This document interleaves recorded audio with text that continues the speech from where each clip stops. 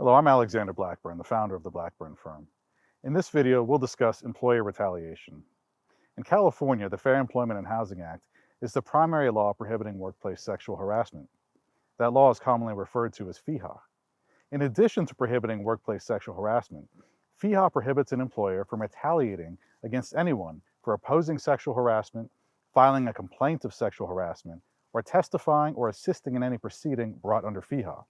In other words, if you file a lawsuit and your employer retaliates against you by firing you or demoting you, or if they take any other adverse employment action against you in retaliation, then you can hold your employer responsible for the damages you suffer because of that retaliation.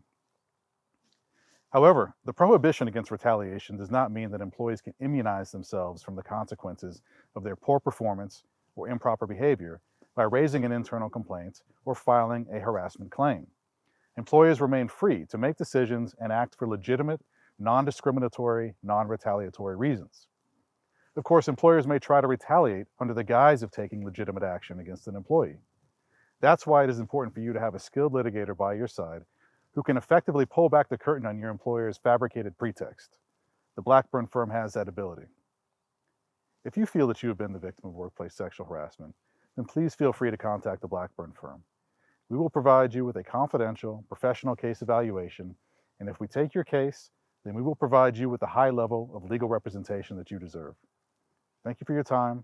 I hope you found this video useful, and please see our other helpful tutorials.